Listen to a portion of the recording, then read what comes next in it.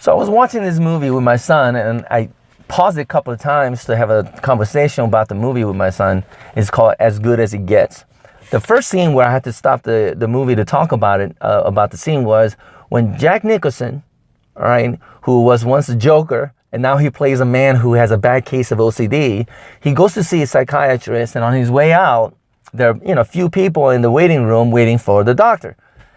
See the doctor. Obviously, if you need to go see a psychiatrist, there's something going in your mind that's not good, right? You're not happy. You feel like you're stuck in a rut, or depression. Depression is a horrible thing, right? I just read an article the other day that actually the article said more people should be in an antidepressant medication. I mean, whether I agree with it or not, that pills are the answer to our depression. Of course, it's not the answer, but the whole point of the article was to say how many people in this world are just depressed, right? Things don't look good in life. And as Jack Nicholson character is walking out, he says, "What if this is as good as it gets?"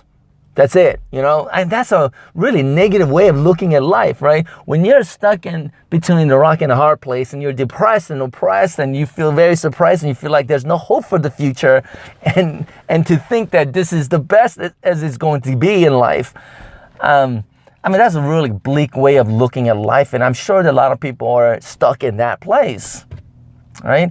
So, and then later on, in the movie, there's another quote. I'm not going to quote it word by word, but it's Jack Nicholson also, that character also says something like, it's not that people really care about the poor, they just really hate the rich.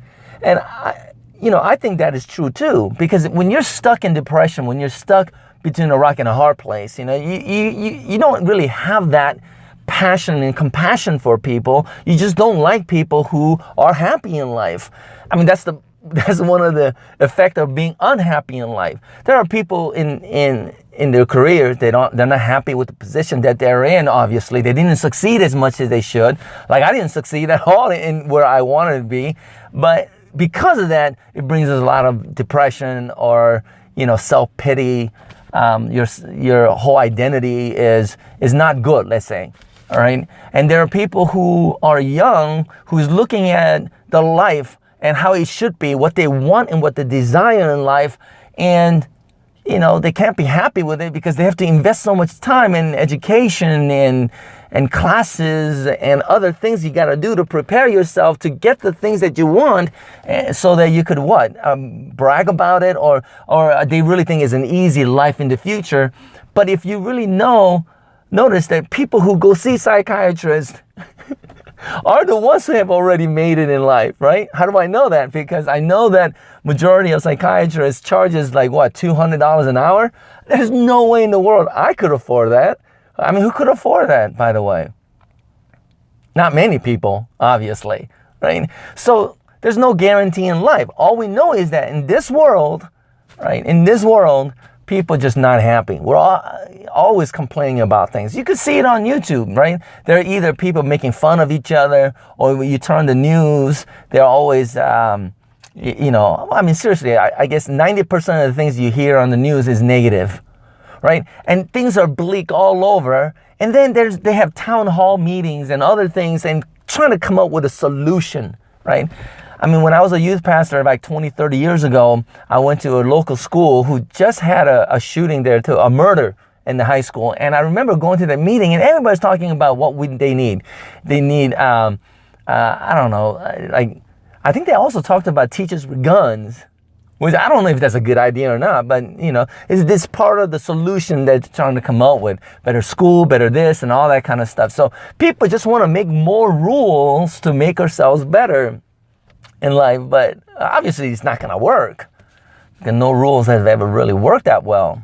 Anyways, the whole point I'm trying to say is that whether you're wealthy in life or when you are not, you're going to be in that position in life where you feel like, man, what I thought the world is going to be when I was growing up is not what I thought it's going to be, right? And it's not fun, or I'm depressed, or there are a lot of worries and concerns, I'm depressed, I have anxieties and panic attacks, and my marriage sucks. And there's all sorts of things, wrong, terrible things that happen in the world.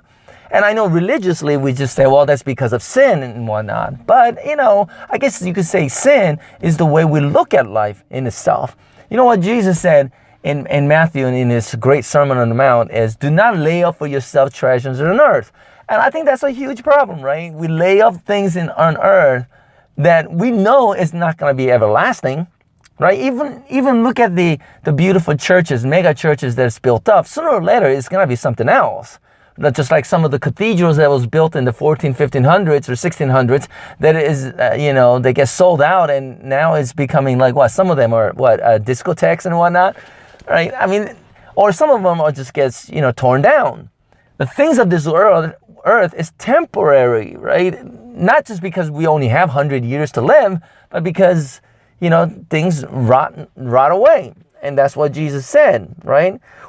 It says, for where your treasure is, there's also your heart.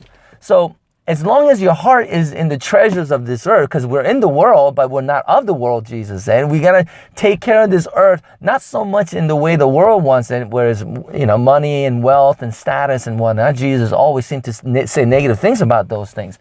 But to be pure and to kind and to be righteous and, those characters, it's not even a character, that's just the way of life that God wants us to live by.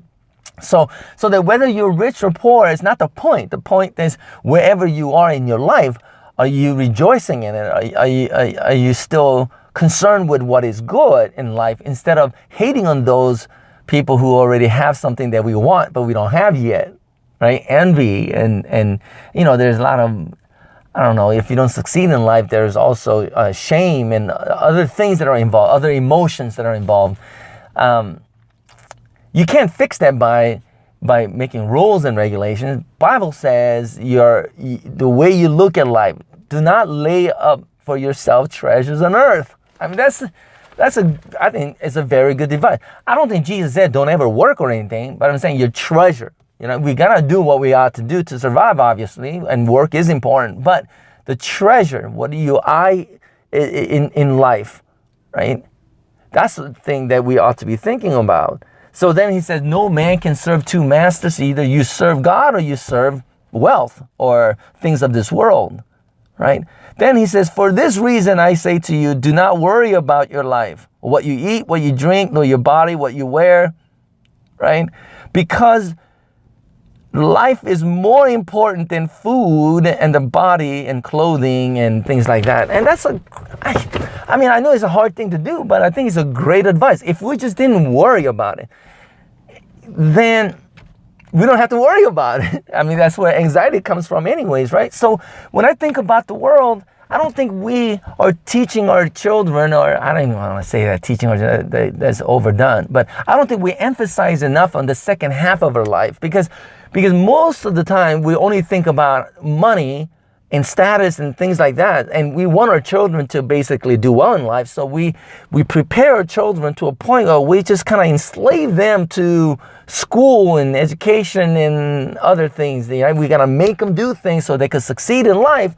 And then when you get to that success, they're not as happy as they should be. They're making a lot of mistakes. Or I'm not saying all wealthy or unhappy. Obviously, there's some happy, God-fearing, rich, wealthy people. God bless them for that. But and then But the worst of it off is the ones who don't make it with wealth and status in life. We don't really care about our situation that we live in. We're stuck between a rock and a hard place. We feel battled and depressed, and we just don't like the rich. We just hate them. So we just think we should tax them to death or something like that. Anyways, what Bible says is totally different. Don't invest in yourself in that kind of stuff, right? Don't invest in yourself. Don't worry about tomorrow. Don't worry about tomorrow. Do not worry about tomorrow.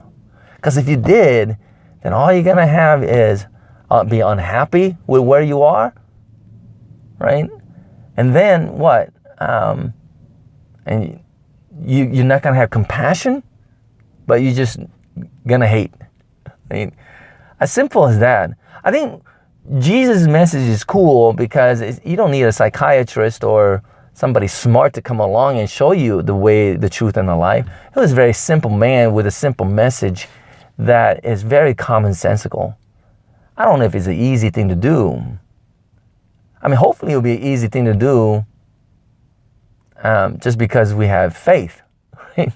Do not lay up for yourself treasures on earth, but rather treasures in heaven.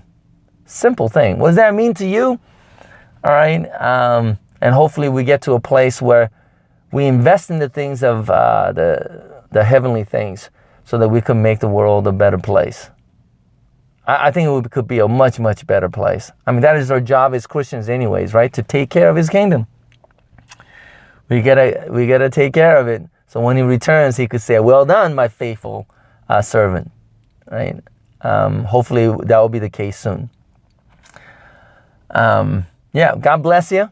All right. Simple advice from Jesus Christ that we should think about and follow. I'll see you next time.